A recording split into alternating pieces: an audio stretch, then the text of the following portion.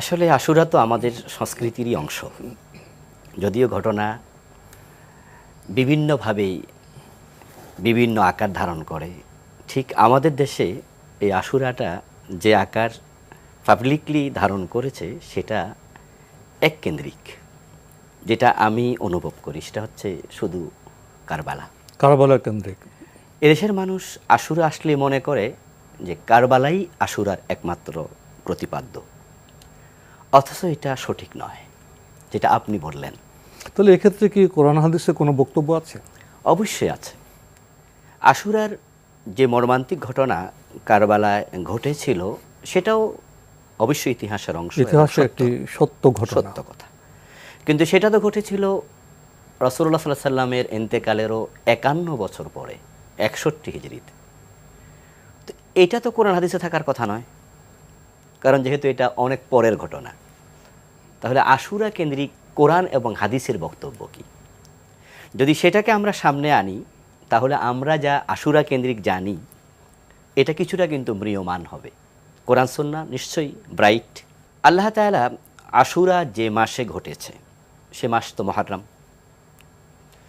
ওই মাস নিয়ে কোরআন মাজিদে আলাদা আলোচনা করেছেন। কোরআন মাজিদ আল্লাহ তাআলা বলেছেন, ইন্না ইদ্দাতাশ শুহুর ইনদাল্লাহ 12 শাহরা ফি কিতাবিল্লাহ ইয়াওমা খালাকাস সামাওয়াতি ওয়াল আরদ। যে আল্লাহ তাআলা আকাশ এবং জমিন যখন বানিয়েছেন তিনি কিতাবে লোহে মাহফুজে এটা নির্ধারণ করেছেন মাসের সংখ্যা 12। তার মাঝে মিনহা আরবাআতুন হুরুম, 4টি আছে পবিত্র মাস। এই পবিত্র মাসের মাঝে একটি হলো মুহররম।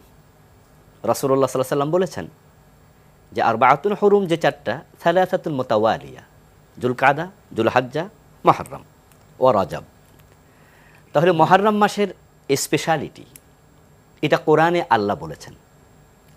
রাসূলুল্লাহ সাল্লাল্লাহু আলাইহি ওয়াসাল্লাম এ বিষয়ে বলেছেন যে মুহররম মাস যখন আসবে এই আশুরাতে তোমরা রোজা রাখবে।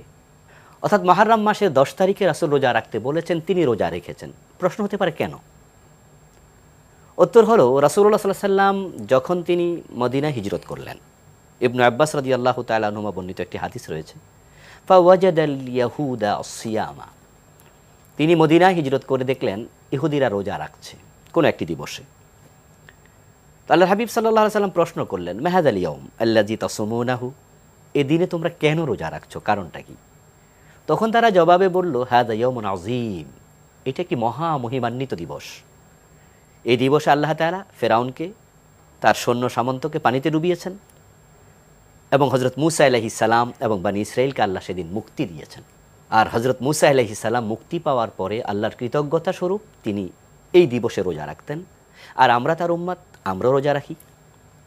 রাসূলুল্লাহ সাল্লাল্লাহু আলাইহি ওয়াসাল্লাম এই কথা শুনে বললেন, আনা আউলা বিমূসা মিনকুম, তাহলে তো মূসার সাথে সম্পর্ক তোমাদের চেয়ে আমার বেশি, তা আমিও রোজা রাখব।